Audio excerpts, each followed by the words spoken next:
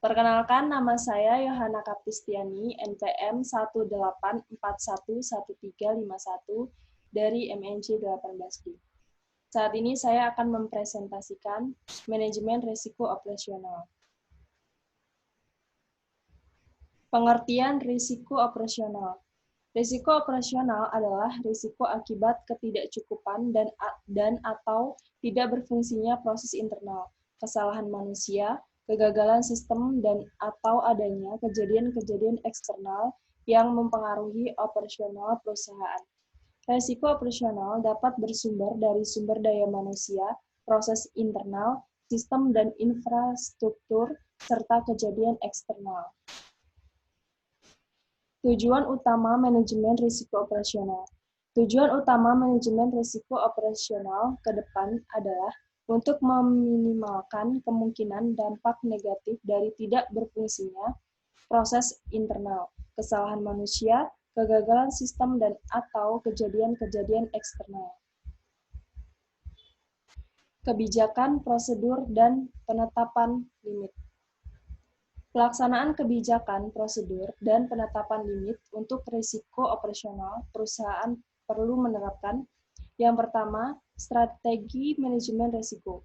Strategi manajemen risiko operasional harus sesuai dengan strategi bisnis secara keseluruhan dan disusun dengan mempertimbangkan faktor perkembangan ekonomi dan industri organisasi bank.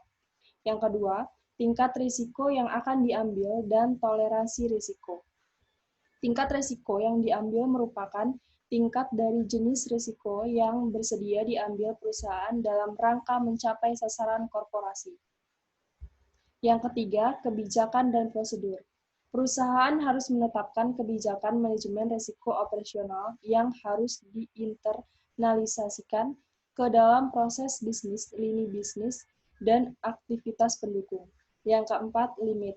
Perusahaan harus menetapkan limit risiko operasional sesuai dengan tingkat risiko yang akan diambil, toleransi risiko, dan strategi korporasi keseluruhan, serta memperhatikan kemampuan modal perusahaan.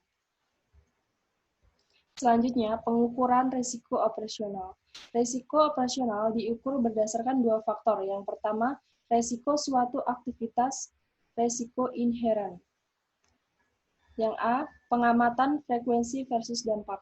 Terdapat 4 jenis utama kejadian, yaitu low frekuensi atau low impact, low frekuensi atau high impact, high frekuensi atau high impact, high frekuensi atau high impact. Yang B, kerugian yang diperkirakan versus kerugian yang tidak diperkirakan.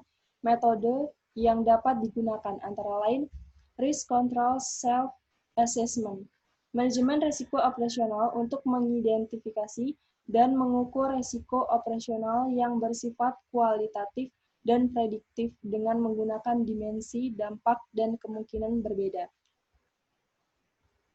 Key Risk Indicators. KRI digunakan untuk mengidentifikasi dan menganalisis risiko sejak dini atas naik turunnya indikator tingkat risiko dalam rangka pengendalian risiko operasional pada setiap aktivitas bisnis. Loss Event Database (LED) adalah alat manajemen operasional yang dipakai untuk mencatat data kejadian yang telah terjadi dalam operasional perusahaan. Khusus untuk industri keuangan di Indonesia, OJK menerapkan 3 model yang dapat digunakan dalam menghitung kewajiban penyediaan modal minimum, yaitu pendekatan indikator dasar, basic indicator approach, pendekatan terstandarisasi, standardized approach, pendekatan pengukuran lanjut, advanced measurement approach. Sekian dari saya, terima kasih.